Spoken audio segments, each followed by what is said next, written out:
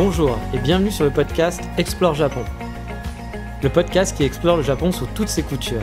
Des conseils voyages, de la culture ou bien de la vie de tous les jours en passant aussi par l'apprentissage du japonais. Partons ensemble pour ce magnifique pays qu'est le Japon.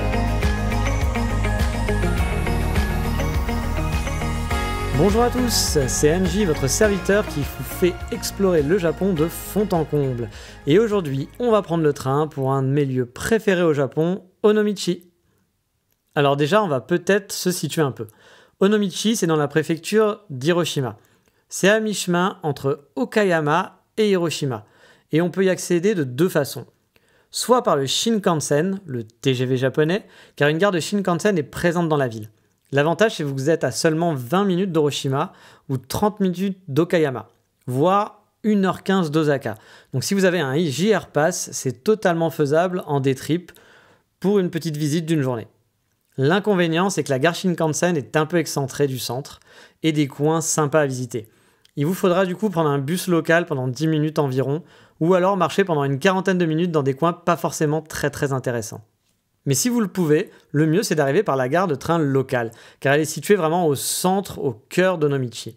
Là, si vous partez d'Hiroshima, il faudra compter environ 1h30 et ça vous reviendra à 12-13 € le trajet. Vous pouvez aussi partir de Fukuyama. Là, il faut compter environ une vingtaine de minutes. Alors Fukuyama, c'est pas très connu. C'est une putée de ville qui a un intérêt limité, à part un très joli château et une gare Shinkansen, ce qui est toujours pratique. Mais qui peut être un bon endroit de départ pour des day trips. Moi, perso, je suis resté 7 jours là-bas, dans la ville de Fukuyama. Non pas que la ville me plaisait, mais c'était vraiment pratique pour faire des excursions tout autour. Par exemple, pour aller à Hiroshima, Onomichi ou dans une île aux chats super mignonne. Mais ça, j'en parlerai dans un futur podcast. Et bien entendu, vous pouvez y aller en bus ou en voiture. Mais bon, quand on voyage au Japon, souvent, on prend le train ou le Shinkansen. J'ai aussi utilisé le mot JR Pass. Pour ceux qui ne connaîtraient pas, j'en parlerai dans un autre épisode.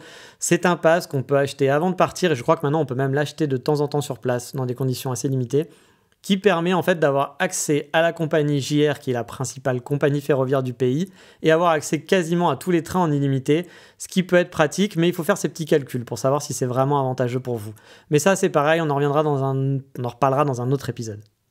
Mais bref, maintenant qu'on sait comment y aller, on va pouvoir parler de pourquoi j'adore cette ville. C'est une toute petite ville qui est à flanc de montagne. Les montagnes se jettent directement dans la mer et il y a vraiment deux ambiances. Il y a un côté bord de mer. Alors ne vous attendez pas à avoir des plages avec une cité balnéaire, non, c'est pas du tout ça. C'est un port, un simple port.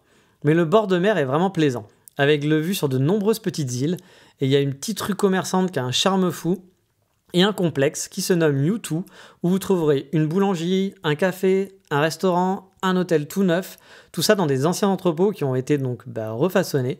C'est face à la mer et c'est un vrai plaisir que de se poser quelques minutes pour siroter un café ou manger une excellente pâtisserie face au front de mer. On profite tranquillement. Et dans ce complexe U2, vous avez aussi un magasin de vélo.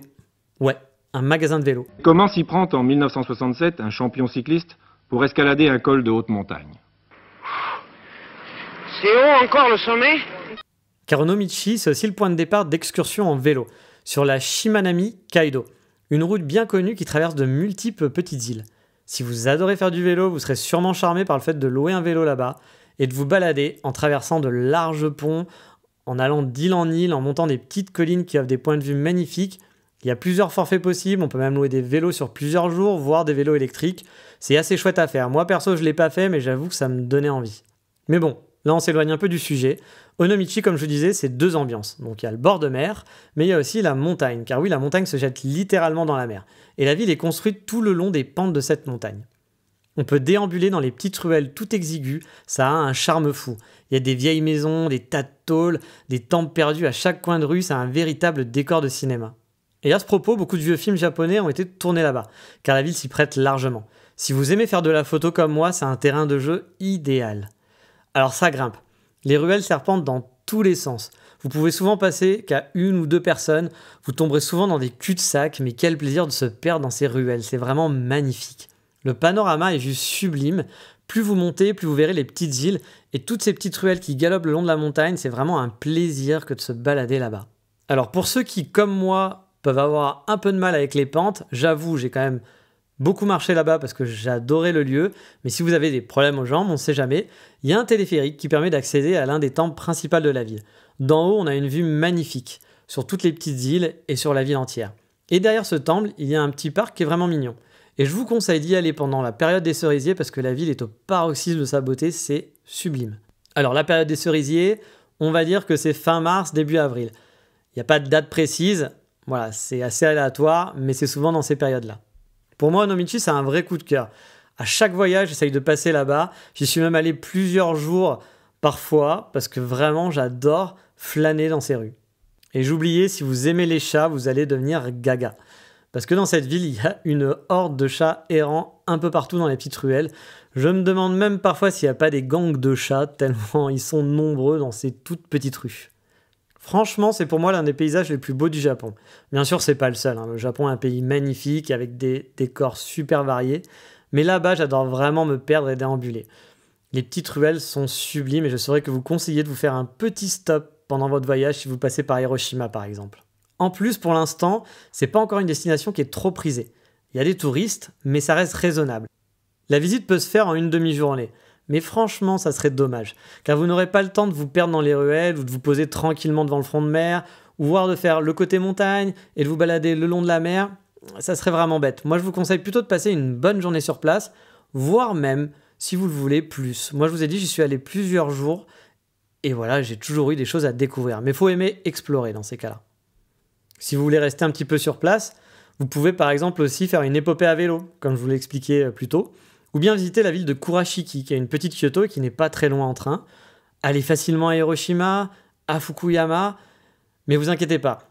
Dans des prochains épisodes, dans des prochaines émissions, je ferai des petits guides par région afin de, vous expliquer comment rester dans un endroit et comment rayonner autour. Moi, c'est ce que j'aime faire en voyage, rester 6-7 jours dans une ville, pas forcément parce que la ville a un centre d'intérêt, mais parce qu'elle est pratique pour pouvoir rayonner tout autour.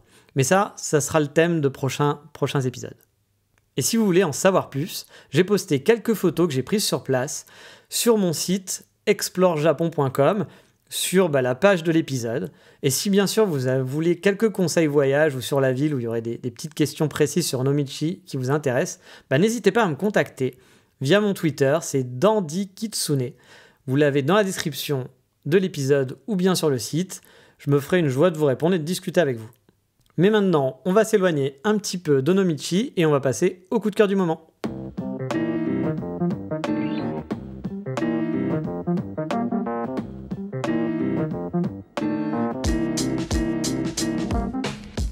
Et le coup de cœur du moment, c'est un manga qui me rappelle un peu l'ambiance d'Onomichi, à vrai dire. Il s'agit de Kamakura Diary.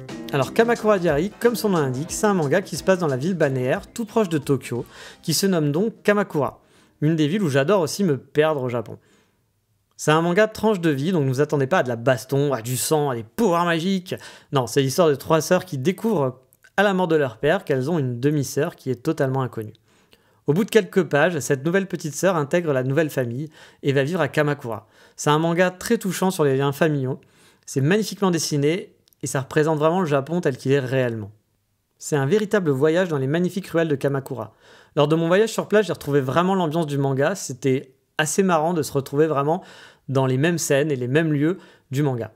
Et à vrai dire, il se peut que vous ayez peut-être déjà entendu parler de ce manga sans le savoir, car un film tiré de celui-ci était dans la sélection officielle du Festival de Cannes en 2015 et il s'appelait Notre Petite Sœur. Alors perso, j'ai pas eu l'occasion de le voir encore, mais il fait partie de ma waiting list de choses à voir. Alors sachez qu'en France, le tome 9 sortira ce mois-ci en août, et perso, c'est vraiment un de mes mangas préférés.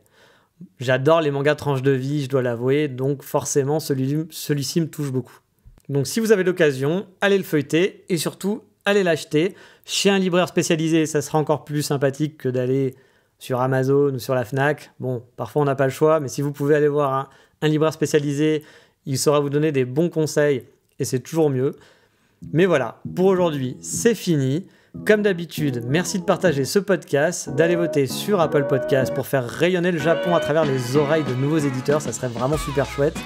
Et en attendant, dans le prochain épisode, on parlera d'une expérience vraiment cool que j'ai fait en voyage, c'était les Japon Safari. Mais sur ce, je vous dis à bientôt dans un prochain épisode. Bye bye, ciao!